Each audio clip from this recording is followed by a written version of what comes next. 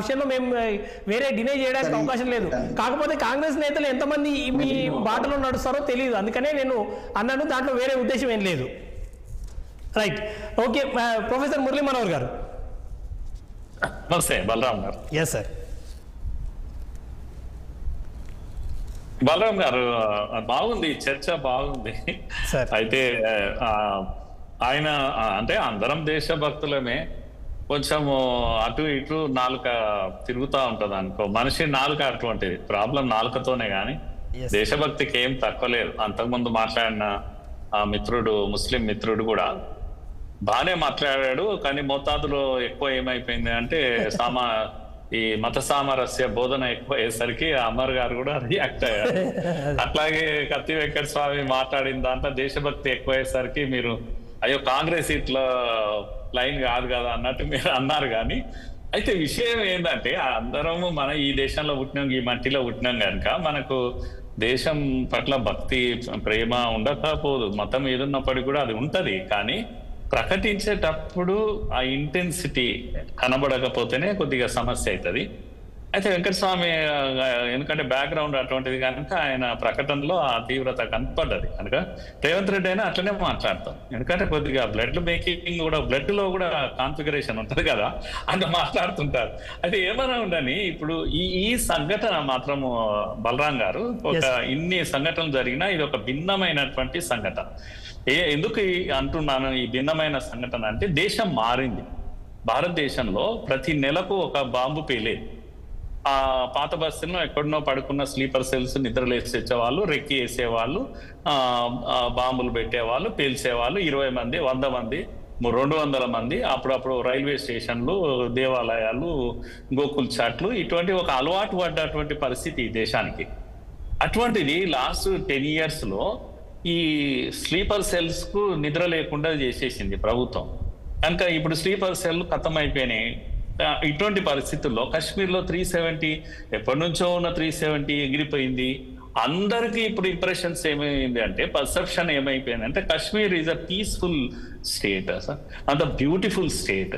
అక్కడ ఇక ప్రశాంతంగా బోటు నడపొచ్చుకో, ఇదేమో అంటాం కదా, డాల్ లేక్ లో చక్కగా బోట్ లో తిరగవచ్చు, లాహిరి లాహిరి అని పాట పాడుకుంటా.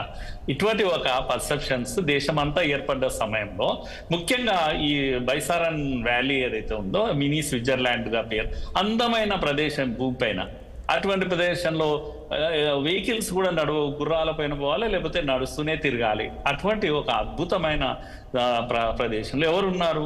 న్యూలీ మ్యారీడ్ కపుల్స్, వాళ్ళ సోయి లేకుండా ప్రకృతిని ఆస్వాదిస్తున్నటువంటి అమాయకులు. వాళ్ళకి వెపన్ అంటే ఏందో తెలియదు, ఏమీ తెలియదు. మీరు చూసారు కదా, మంజునాథ్ పల్లవి ఇద్దరు బోట్లో పోతుంటే ఆ బోట్ మ్యాన్ ఏమని పిలుస్తున్నారు వాళ్ళు?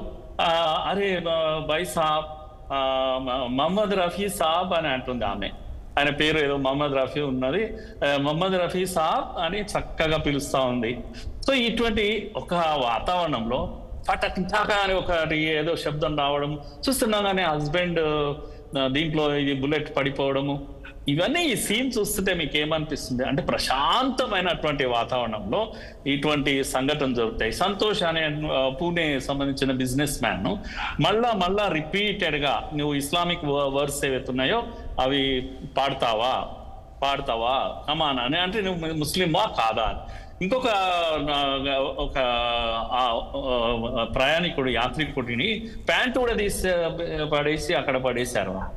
తీవ్రంగా చూస్తే ఏంటి అంటే, ఎందుకు ప్యాంటు కూడా తీశారు అంటే, హిందువా ముస్లిమా తెలుసుకోవడానికి ఒక ప్రయత్నం జరిగింది అని. మొదటిసారి ఈ విధంగా చుంకే అంటాం, వెతికి ఈవిడ ముస్లిమా హిందువా, ఇది ఒక్కటేనండి టార్గెట్ జరిగిందే. సింపుల్ గా చెప్పాలంటే, ఇది ఇట్లా చెప్పాలంటే కొద్దిగా కష్టం అనిపిస్తుంది అందరికి, కానీ జరిగినట్లు మాట్లాడుకోవాలి కదా. దీంట్లో ఇంకా దాపురికాలు ఏముంది? ఆయన ఇంత మొదలు మాట్లాడితే ఏమన్నాడు, అప్పుడు ఏ మతం అని అన్నాము, గుజరాత్ లో జరిగింది ఏ మతం? అరే వెరీ సింపుల్, నీకు ట్రైన్ తగలబెట్టినప్పుడు 60 మంది హిందువులు చనిపోయారు, చంపినోడు ఎవడో క్లియరు. తర్వాత కూడా జరిగింది, మారణకాండ జరిగింది, చంపిన వాళ్ళు ఎవరు చెప్పు, చచ్చిన వాళ్ళు ఎవరో తెలుసు. దీంట్లో దాచుకునేది ఏముంది? కనుక ఇక్కడ కూడా అంతే, ఏది దాచుకోవాల్సిన పని లేదు. నువ్వు కాకపోవచ్చు అంతకుడు, నేను కాకపోవచ్చు అంతకులం, కానీ దేశాన్ని దేశంగా చూడాలి. ది ఐడియా ఆఫ్ ఇండియా పైన దాడి జరిగింది ఇది. భారతదేశము అందరికీ స్థానం ఉన్నటువంటి స్థలము అని మనం అనుకుంటుంటాం, చాలాసార్లు అమాయకంగా అనుకుంటుంటాం. కానీ మత ప్రాతిపదికనే ఈ దేశం విడిపోయింది. అరే ఆర్మీ చీఫ్ బల్ల గుద్ది మైక్ బట్టి ప్రపంచానికి చెప్తున్నాడు. మత ప్రాతిపదికన విడిపోయినప్పుడు మతం పేరుతోనే ఒక జాతిగా మేము ఎన్నడూ కాదు ఇది. కనుక 2 నేషన్ థియరీ ఇప్పటికి ఉంది, అప్పుడు ఉంది అంతే అని వాదిస్తున్న సమయంలో మనము అమాయకంగా మాట్లాడుకోవద్దు. కనుక కలిసి ఉండాలంటే ఏం చేయాలంటే ఆ విధంగా మనం స్పందించాలి. కనుక ఇటువంటి సంఘటన జరిగినప్పుడు ఏదైతే రోడ్లపైకి సమాజం బయటికి వస్తుందో అందరూ కనబడాలి. అందులో హిందూ ముస్లిం అని లేకుండా అందరూ కనబడాలి, అందరూ విరుచుకుపడాలి. దేశం అంతా ఒకటైంది, మొదటిసారి దేశం ఒక్కటిగా నిలబడ్డది. అందరూ కోరుకుంటున్నారు వీ వాంట్ జస్టిస్ అంటున్నారు. What does it mean justice అంటే ఏంది అనుకుంటున్నారు? ప్రతీకారం కావాలని 140 కోట్ల మంది కోరుకుంటున్నారు అన్నప్పుడు ఈ దేశంలో ఏ రాష్ట్రంలో కోరుకుంటున్నారు? అన్ని రాష్ట్రాల్లో ప్రజలు బయటికి వస్తున్నారు. ఈ ప్రజల్లో ఎవరున్నారు? ఇది కూడా చాలా ముఖ్యం కదా. కనుక భారత్ ఒక్కటిగా నిలబడ్డదా ఈ డిమాండ్ చేస్తున్నప్పుడు? ఓవైసీ ఒక్కడే పేరు కొరకు మైక్ ముందలో వచ్చి ఇది అన్యాయము అని ఖండించడం సరిపోతుందా? అన్యాయంగా మాట్లాడగల మళ్ళా ఇప్పుడు మత సామరస్యం పైన ఉపన్యాసాలు కాదు, జరిగినట్టుగా మాట్లాడుకోవాలి. కావాలంటే చెప్పండి పాకిస్తాన్ ఏం చేద్దాం మనం అందరం కలిసి అని. దీంట్లో దాపరికం ఏముంది? అందరం కలిసి పాకిస్తాన్ ఏం చేద్దాం? పార్టీలు పక్కకు పెట్టండి, మతం పక్కకు పెట్టండి. అటువంటి సమయంలో సన్నాయి నొక్కితే అంత అమాయకంగా అర్థం కాని వాళ్ళు ఉంటారా? ఇంకా ముఫ్తీ మహమ్మద్ సయ్యద్ ఏమంటుంది, ఆమె ముఫ్తీ ఏమంటుంది? అవి సింపుల్ గా పాకిస్తాన్ ఖండించలేదు. 10 సార్లు అడిగితే కూడా నోటి నుంచి ఆమెకు పాకిస్తాన్ అనే మాట రాదు.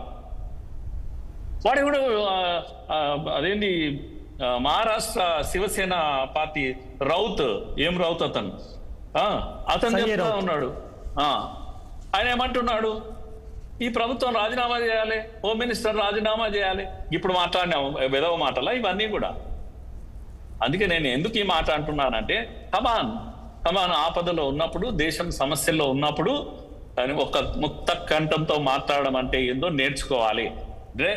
బలరంగా నేను చెప్తున్నాను, 2023 అక్టోబర్లో ఇజ్రాయిల్ పైన హమాస్ దాడి చేసింది.